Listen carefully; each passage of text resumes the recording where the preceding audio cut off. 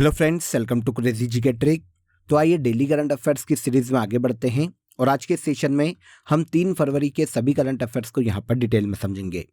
Video में and तक बने रहिएगा। 2 कारणों से, एक तो बहुत ही इंपॉर्टेंट वीडियो है आपके लिए और सेकेंड, क्रेजी जीके ट्रिक के रूट एप्लीकेशन पर जो मेगा टेस्ट सीरीज को अनाउंस किया गया था उसका रिजल्ट इस वीडियो के एंड में आज मैं आपको बताने वाला हूं।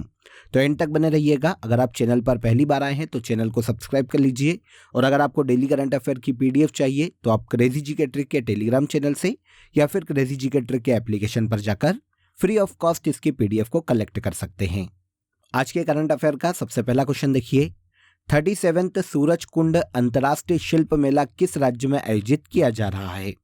तो देखिए, 37वां सूरज कुंड अंतर्राष्ट्रीय शिल्प मेला मतलब क्राफ्ट मेले का आयोजन भारत के हरियाणा राज्य में किया जा रहा है।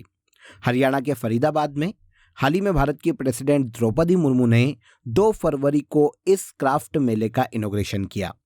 तो आंसर लेंगे सबसे पहले, आंसर सी हो जाएगा। हरियाणा के फरीदाबाद में यह 37वां सूरज कुंड अंतर्राष्ट्रीय शिल्प मेला है जिसका इनॉग्रेशन भारत की प्रेसिडेंट द्रौपदी मुर्मू के द्वारा किया गया। यह शिल्प मेला हरियाणा के फरीदाबाद में 2 फरवरी को शुरू हुआ है और 18 फरवरी तक आयोजित किया जाने वाला है। इस क्राफ्ट मेले में 2024 में 50 देश पार्टिसिपेट करने वाले हैं जिसमें से अफ्रीका का तंजानिया पार्टनर कंट्री के रूप में इस क्राफ्ट मेले में भाग लेगा। अब यहाँ पर देखिए, हमें उद्देश्य पता होना चाहिए कि इस क्राफ्ट मेले का उद्देश्य क्या है। तो पहली चीज तो ये याद रखिए कि ये पूरे वर्ल्ड में सबसे बड़ा क्राफ्ट मेला है। हरियाणा राज्य की हस्तकलाओं को जो क्राफ्ट हैं उनके माध्यम से वहां की संस्कृति और समृद्ध विरासत का प्रदर्शन करना इस क्राफ्ट फेयर का मुख्य उद्देश्य है। तो 37वां सूरज कुंड अंतर्राष्ट्रीय क्राफ्ट मेले का आयोजन हरियाणा के फरीदाबाद में किया जा रहा है। यह क्राफ्ट मेला पूरे वर्ल्ड का सबसे बड़ा क्राफ्ट मेला है। आगे बढ़ने से पहले आप सभी को एक बहुत ही इंपॉर्टेंट अपडेट देता हूं, ध्यान से सुनिएगा। अब आप सभी के लिए क्रेजी जीके ट्रिक की जनवरी से लेकर दिसंबर 2023 तक की करंट अफेयर की बुक भी अवेलेबल है। मैंने आपको डिस्क्रिप्शन में लिंक दे दी है, वहां पर जाकर आप इजीली इस बुक को ऑर्डर कर सकते हैं। देखिए, 2023 के करंट अफेयर की इस बुक में आपको 36 टॉपिक देखने को मिलेंगे और इसके अलावा आपको लास्ट में रिवीजन के लिए 1000 से ज्यादा एमसीक्यूज भी देखने को मिलेंगे करंट अफेयर के। तो भारत की किसी भी एग्जाम के पॉइंट ऑफ व्यू से बहुत ही इंपॉर्टेंट है ये बुक आपके लिए। आप इजीली ऑर्डर कर सकते हैं, या तो आप डिस्क्रिप्शन में लिंक का यूज करिए या फिर क्रेजी जीके ट्रिक और रूट एप्लीकेशन पर जाकर भी आप इस बुक को ऑर्डर कर सकते हैं। आई होप अपडेट अच्छा लगा होगा। नेक्स्ट क्वेश्चन पर आइए। सेकेंड क्वेश्चन देखिए, किस राज्य सरकार ने उंगलई थेड़ी उंगल ओरिल योजना की शुरुआत की? देखिए, नाम से आपको समझ में आ जाएगा, केवल इतना तो समझ में आ जाएगा कि यह दक्षिण भारत के किसी राज्य की योजना है। उंगलई थेड़ी उंगल ओरिल योजना को हाल ही में तमिलनाडु गवर्नमेंट ने अपने यहाँ पर लॉन्च किया है। तो आंसर भी करेक्ट हो जाएगा। योजना के उद्देश्य की बात करें तो राज्य भर में जितनी भी सार्वजनिक सेवाएं हैं, जितनी भी गवर्नमेंट सर्विसेज हैं, पब्लिक स्कीम्स हैं, उन योजनाओं के क्रियान्वयन को मजबूत करना, उनका एक्सेस आम लोगों तक पहुंचाना और हर व्यक्ति को राज्य में सरकारी सेवाओं का लाभ प्रदान करना इस योजना का मुख्य उद्देश्य है। इस योजना को तमिलनाडु राज्य में उंगलई थेड़ी उंगल ओरिल के नाम से लॉन्च किया गया। यहाँ पर यह भी याद रखिएगा कि जनवरी माह में ही तमिलनाडु राज्य ने खेलों को बढ़ावा देने के लिए राज्य में कलेगनार स्पोर्ट्स किट इनिशिएटिव की भी शुरुआत की थी और अब इसने राज्य में उंगलई थेड़ी उंगल ओरिल परियोजना की शुरुआत की है। किस राज्य की दोनों स्कीम्स या इनिशिएटिव है? तो ये तमिलनाडु गवर्नमेंट की स्कीम्स हैं। अब यहाँ पर तमिलनाडु राज्य जो कि दक्षिण भारतीय राज्य है, इसकी कैपिटल चेन्नई है। RN रवि तमिलनाडु के वर्तमान में गवर्नर के पद पर हैं और MK स्टालिन तमिलनाडु के मुख्यमंत्री के पद पर हैं। ओके, इसके बाद आइए, भारत सरकार के मुख्य हाइड्रोग्राफर के रूप में किसने कार्यभार संभाला है? इंडियन गवर्नमेंट ने हाल ही में देखिए अपना मुख्य हाइड्रोग्राफर लोचन सिंह पठानिया को नियुक्त किया। पहले आंसर ले लेते हैं, आंसर हो जाएगा आंसर ए। अब आपके दिमाग में सीधा सा डाउट आएगा कि एक्चुअल में हाइड्रोग्राफिक सर्वेक्षण होता क्या है? तो देखिए फ्रेंड्स, इसे सीधा सीधा आप समुद्र विज्ञान के मानचित्र से समझ सकते हैं। मतलब समुद्र का एक मानचित्र तैयार करना, उसे समझना कि समुद्र की गहराई कितनी है, उसके तल की गहराई कितनी है, समुद्र में कितनी लहरें उठती है, किस मार्ग से समुद्र में कहाँ तक पहुंचा जा सकता है। तो समुद्र की ऑल ओवर जानकारी, ताकि समुद्री जो सेना है, जो हमारी नौसेना है, उसको लीड किया जा सके। तो इस तरह से ये हाइड्रोग्राफर की एक पोस्ट होती है फ्रेंड्स। इंडियन गवर्नमेंट ने हाल ही में भारत का मुख्य हाइड्रोग्राफर लोचन सिंह पठानिया को नियुक्त किया। यहाँ पर आपको ये पता होना चाहिए कि लोचन सिंह पठानिया वाइस एडमिरल है भारत में। वाइस एडमिरल लोचन सिंह पठानिया को इंडियन गवर्नमेंट ने मुख्य हाइड्रोग्राफर के रूप में नियुक्त किया। लोचन सिंह भारत में फ्लैग ऑफिसर हाइड्रोग्राफी विशेषज्ञ हैं। 1990 में भारतीय नौसेना की कार्यकारी शाखा में इन्हें सम्मिलित किया गया था और अब लोचन सिंह पठानिया को भारत का मुख्य हाइड्रोग्राफर नियुक्त किया गया। हाइड्रोग्राफी एजेंसी में आपको बता ही चुका हूं कि इसका काम क्या है। हाइड्रोग्राफिक सर्वेक्षण करना, समुद्र की ट्रेकिंग करना हाइड्रोग्राफी एजेंसी का मुख्य कार्य है और इसका जो हेड है वो मुख्य हाइड्रोग्राफर कहलाता है। इस पद पर नियुक्त किया गया किसे? वाइस एडमिरल लोचन सिंह पठानिया को। चर्चा में रहा वोल्ट टाइफून क्या है? वोल्ट टाइफून चीन समर्थित एक हैकिंग ग्रुप है। आंसर भी यहां पर करेक्ट हो जाएगा। अभी चर्चा में इसलिए है क्योंकि अमेरिका ने हाल ही में चीन समर्थित इस हैकिंग ग्रुप पर पूर्णतः प्रतिबंध लगाया है। इसका नाम है वोल्ट टाइफून। देखिए, हैकिंग समूह के बारे में हमको पता होना चाहिए। वैसे आप सभी को पता होगा कि हैकिंग समूह किसी की भी बिना ऑथराइजेशन के उसकी आधिकारिक फाइलों को एक्सेस करना, उसके डेस्कटॉप, पीसी या लैपटॉप को एक्सेस करना उसकी बिना परमिशन के, यह कहलाता है हैकिंग। एक साइबर क्राइम है, साइबर अपराध है। तो हैकिंग समूह है चीन समर्थित वोल्ट टाइफून, जिसे अमेरिका ने हाल ही में अपने यहाँ पर प्रतिबंधित किया। अमेरिका ने साइबर सुरक्षा को ध्यान में रखते हुए इस हैकिंग ग्रुप को अमेरिका में पूर्णतः प्रतिबंधित किया है। जैसा कि अभी मैंने आपको बताया, ये चीन का हैकिंग समूह है, 2021 से काम कर रहा है। आमतौर पर जासूसी या सूचना एकत्र करने के लिए चीन इस हैकिंग ग्रुप का यूज करता है। अमेरिका ने वोल्ट टाइफून पर पूर्णतः अमेरिका में प्रतिबंध लगा दिया। नेक्स्ट क्वेश्चन देखिए, राधा रतूड़ी को किस राज्य की पहली महिला मुख्य सचिव नियुक्त किया गया? तो राधा रतूड़ी हाल ही में उत्तराखंड राज्य की पहली महिला मुख्य सचिव नियुक्त की गई। राधा रतूड़ी 1988 बैच की आईएएस अधिकारी है। इनके पहले उत्तराखंड के मुख्य सचिव के रूप में सुखबीर सिंह संधू अपॉइंट थे। इनके कार्यकाल के खत्म होने के बाद अब उत्तराखंड की नई मुख्य सचिव राधा रतूड़ी को नियुक्त किया गया, जो कि उत्तराखंड राज्य में मुख्य सचिव बनने वाली पहली महिला आईएएस है। किस राज्य की पहली महिला मुख्य सचिव बनी? तो यह उत्तराखंड राज्य की पहली महिला मुख्य सचिव बनी है। इसके बाद शतरंज टाटा स्टील चैलेंजर्स 2024 का खिताब किसने जीता? देखिए फ्रेंड्स, शतरंज टाटा स्टील चैलेंजर्स के नाम से आपको समझ में आएगा कि शतरंज का टूर्नामेंट है। 2024 में इसका आयोजन किया गया था नीदरलैंड में, जिसका फाइनल खिताब लियोन ल्यूक मेडोका ने अपने नाम किया। यहाँ पर यह याद रखिएगा कि ये इंडियन है, कंफ्यूज मत होइएगा। शतरंज टाटा स्टील चैलेंजर्स खिताब 2024 में भारत के लियोन ल्यूक मेडोका ने अपने नाम किया। वैसे शतरंज के टाटा स्टील के नाम से 2 टूर्नामेंट आयोजित होते हैं, 2 इवेंट है। एक है टाटा स्टील शतरंज मास्टर्स और एक है टाटा स्टील शतरंज चैलेंजर्स। यहाँ पर यह चीज़ याद रखिएगा कि जो चैलेंजर इवेंट को जीतता है, चैलेंजर इवेंट का खिताब जीतता है, वो उसके नेक्स्ट ईयर मास्टर इवेंट खेलने के लिए क्वालिफाई होता है। अब टाटा स्टील शतरंज टूर्नामेंट 2024 के चैलेंजर्स चैंपियंस का खिताब भारत के लियोक ल्यूक मेडोका ने अपने नाम किया। इन्होंने फाइनल में भारत की ही दिव्या देशमुख को हराया और इन्हें हराकर लियोन ल्यूक मेडोका विनर बने। इसके अलावा टाटा स्टील शतरंज टूर्नामेंट 2024 के मास्टर्स चैंपियन का खिताब इस साल चीन के शतरंज खिलाड़ी वेई यी ने अपने नाम किया और चीन के वेई यी टाटा स्टील शतरंज टूर्नामेंट में मास्टर का खिताब जीतने वाले चीन के पहले खिलाड़ी है। तो देखिए, यहाँ पर कंफ्यूज मत होइएगा। अगर टाटा स्टील शतरंज चैलेंजर्स खिताब की बात करें 2024 में किसने जीता, तो ये लियोन ल्यूक मेडोका ने जीता, इंडिया के हैं। और टाटा स्टील शतरंज टूर्नामेंट में मास्टर्स का खिताब किसने जीता, तो ये चीन के खिलाड़ी हैं जिनका नाम है वेई यी। आपको नाम से ये समझ में आ जाएगा कि टाटा कंपनी के द्वारा इस शतरंज टूर्नामेंट का आयोजन अंतर्राष्ट्रीय स्तर पर करवाया जाता है, जिसकी शुरुआत 1938 में की गई थी।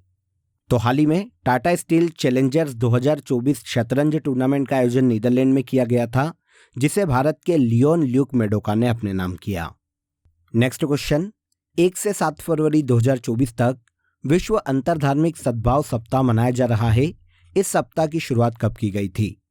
तो देखिए, पहला फैक्ट तो यहाँ पर यह नोट कर लीजिए कि world inter religion harmony week के रूप में कब मनाया जा रहा है, तो ये मनाया जा रहा है 1 से 7 फरवरी 2024 तक। पूरे वर्ल्ड में सभी धर्मों के मध्य में शांति, अहिंसा और सद्भावना स्थापित करने के उद्देश्य से यूनाइटेड नेशन के द्वारा 2010 में इस सप्ताह की शुरुआत की गई थी। तो आंसर सी यहां पर करेक्ट हो जाएगा। World inter religion harmony week के रूप में कब शुरू किया गया था मनाया जाना? तो 2010 में यूनाइटेड नेशन महासभा के द्वारा इसकी घोषणा की गई थी और 2010 से ही हर साल world inter religion harmony week के रूप में मनाया जा रहा है। 2024 में ये 1 से 7 फरवरी तक मनाया जाएगा। उद्देश्य अभी मैंने आपको बताया, पूरे वर्ल्ड के सभी धर्मों के मध्य में शांति और अहिंसा को बढ़ावा देना इस वीक को मनाए जाने का मुख्य उद्देश्य है। 2024 में world inter religious harmony week के रूप में 1 से 7 फरवरी तक मनाया जा रहा है। आगे चलिए, अंतरिम बजट 2024-25 में कितने नए आर्थिक रेलवे गलियारे खोलने की घोषणा की गई? तो देखिए फ्रेंड्स, आप सभी जानते हैं कि 1 फरवरी को लास्ट डे अंतरिम बजट पेश किया गया था निर्मला सीतारमण के द्वारा, जो कि भारत की फाइनेंस मिनिस्टर है। इन्होंने भारत में 3 नए इकोनॉमिक रेलवे कॉरिडोर खोलने की घोषणा की। आंसर भी करेक्ट हो जाएगा। कौन कौन से हैं ये 3 इकोनॉमिक रेलवे कॉरिडोर? तो एक है energy minerals and cement corridor, second होगा पोर्ट कनेक्टिविटी कॉरिडोर और तीसरा है हेवी ट्रैफिक डेंसिटी कॉरिडोर। तो इन 3 कॉरिडोर को खोलने की घोषणा निर्मला सीतारमण के द्वारा हाल ही में अंतरिम बजट में की गई। उद्देश्य की बात करें तो भारत में मल्टी मॉडल कनेक्टिविटी सिस्टम को बढ़ावा देना, इसे डेवलप करना, पीएम गति शक्ति योजना के तहत भारत की लॉजिस्टिक्स कुशलता को सुधारना और लॉजिस्टिक्स की जो लागत है, जो कॉस्ट है, उसको कम करना इन रेलवे कॉरिडोर का मुख्य उद्देश्य है। तो अंतरिम बजट में निर्मला सीतारमण के द्वारा 3 इकोनॉमिक रेलवे कॉरिडोर खोलने की घोषणा की गई है। इंडियन एयरफोर्स द्वारा किस राज्य में वायु शक्ति 2024 अभ्यास का आयोजन किया जाएगा? तो इंडियन एयरफोर्स के द्वारा वायु शक्ति 2024 मिलिट्री अभ्यास का आयोजन 17 फरवरी को राजस्थान के पोखरण में किया जाने वाला है। आंसर राजस्थान हो जाएगा। इंडियन एयरफोर्स की ये जो मिलिट्री एक्सरसाइज है, ये युद्ध की स्थिति पर ध्यान केंद्रित करते हुए आयोजित की जाने वाली है, ताकि कोई भी युद्ध की स्थिति आए तो इंडियन एयरफोर्स उससे कैसे निपट सकती है, इन क्षमताओं का इंडियन एयरफोर्स इस युद्धाभ्यास में प्रदर्शन करने वाली है। इंडियन एयरफोर्स के इस अभ्यास में तेजस, प्रचंड और ध्रुव जैसे एयरफोर्स के अलग अलग विमान पार्टिसिपेट करेंगे। साथ ही समर और आकाश मिसाइलें भी अपनी मारक क्षमता का प्रदर्शन करने वाली है। तो इन सभी को यहाँ पर टेस्ट किया जाएगा, इस युद्धाभ्यास में टेस्ट किया जाएगा। इस मिलिट्री एक्सरसाइज को नाम दिया गया है वायु शक्ति 2024। इंडियन एयरफोर्स के द्वारा 17 फरवरी को इसका आयोजन राजस्थान के पोखरण में किया जाएगा। यहाँ पर आपको यह भी याद रखना चाहिए कि वर्तमान में एयर चीफ मार्शल विवेक राम चौधरी भारतीय वायुसेना अध्यक्ष के पद पर हैं। ओके, इसके बाद आज के करंट अफेयर का सबसे लास्ट क्वेश्चन देखिए।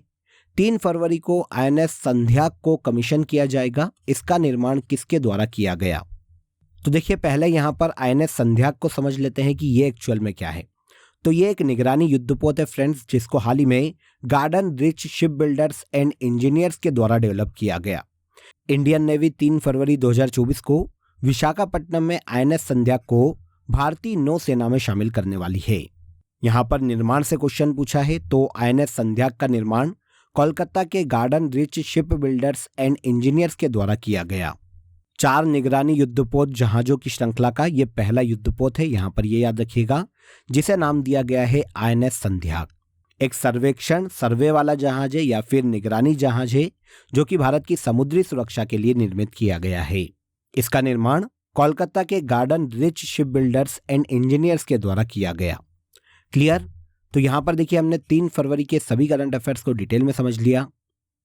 अब आ जाइए आज की फैक्ट शीट में आगे बढ़ते हैं और जुलाई मंथ के सभी वन लाइनर करंट अफेयर को यहां पर हम आगे बढ़ाते हैं। 26 जुलाई 2023 को कारगिल विजय दिवस के रूप में मनाया गया। 27 जुलाई 2023 को भारत के पीएम ने गुजरात के पहले ग्रीनफील्ड हवाई अड्डे का इनॉग्रेशन राजकोट शहर के हीरासर गांव में किया। 27 जुलाई 2023 को तेंजिंग यागकी अरुणाचल प्रदेश राज्य की पहली महिला आईपीएस अधिकारी बनी। 27 जुलाई 2023 को केंद्रीय रिजर्व पुलिस बल ने अपना 85वां स्थापना दिवस सेलिब्रेट किया। 27 जुलाई 2023 को मुंबई के बाईकुला रेलवे स्टेशन को यूनेस्को का सांस्कृतिक विरासत पुरस्कार दिया गया। आगे, मेरी माटी मेरा देश अभियान ग्रामीण विकास मंत्रालय का अभियान है। 29 जुलाई 2023 को नागालैंड से राज्यसभा की अध्यक्षता करने वाली पहली महिला फांग नोन कोनियाक बनी। दुनिया के सबसे बड़े म्यूजियम युगे युग इन भारत का निर्माण नई दिल्ली में किया जाएगा। 29 जुलाई 2023 को भारत की पहली ऑनलाइन गेमिंग अकादमी मध्य प्रदेश राज्य में खोली गई और 29 जुलाई 2023 को डॉक्टर आपके गांव पहल जम्मू कश्मीर राज्य में शुरू की गई। जुलाई मंथ से ये सभी करंट अफेयर बहुत ही इंपॉर्टेंट थे, नोट कर लीजिएगा। अब आ जाइए लास्ट डे के सेशन में जो करंट अफेयर हमने डिटेल में समझा था उसे यहाँ पर एक बार हम रिवाइज कर लेते हैं। पहला देखिए, अंतरिम बजट 2024-25 के अनुसार वित्त वर्ष 2024-25 में भारत का राजकोषीय घाटा भारत की जीडीपी का 5.1% रहने का अनुमान है। कराईवेट्टी पक्षी अभ्यारण्य जिसे रामसर साइट में शामिल किया गया तमिलनाडु राज्य में स्थित है। सुल्तान इब्राहिम इस्कंदर मलेशिया के नए राजा बने। Multi Spain mobile bridging system सर्वत्र को डीआरडीओ के द्वारा विकसित किया गया। 2 फरवरी को विश्व आर्द्रभूमि दिवस के रूप में मनाया जाता है। झारखंड राज्य के नए सीएम चंपई सोरेन नियुक्त किए गए। आगे आइए, हाल ही में आरबीआई ने पेटीएम पेमेंट बैंक पर रोक लगाई है। देश का पहला IIT satellite campus Madhya Pradesh के उज्जैन में खोला जाएगा। पूर्वोत्तर भारत का पहला प्राकृतिक चिकित्सालय असम के डिब्रूगढ़ में खोला जाएगा। और लास्ट देखिए, संजय वर्मा को हाल ही में यूपीएससी का नया सदस्य नियुक्त किया गया। ये सभी करंट अफेयर लास्ट डे के सेशन में हमने डिटेल में समझे थे। अब आ जाइए आज के लिए आप सभी के लिए क्वेश्चन ऑफ द डे देख लीजिए। किस राज्य सरकार ने उंगलई थेड़ी उंगल ओरिल योजना की शुरुआत की? कमेंट में जरूर बताइएगा कि इस क्वेश्चन का आंसर क्या है। इसके बाद वो अनाउंसमेंट जिसका आप सभी वेट कर रहे थे, जैसा कि मैंने आपको बताया था कि हमने मेगा टेस्ट सीरीज प्लान की थी आप सभी के लिए, आप सभी को पता ही होगा 4 टेस्ट की ये सीरीज थी। मैंने आपको बताया था कि 4 टेस्ट के आधार पर ऑल ओवर रैंक निकाली जाएगी पेन इंडिया और टॉप 100 जो रैंकर होंगे क्रेजी जीके ट्रिक के, उन्हें स्पेशल सरप्राइजिंग गिफ्ट दिए जाएंगे क्रेजी जीके ट्रिक की तरफ से।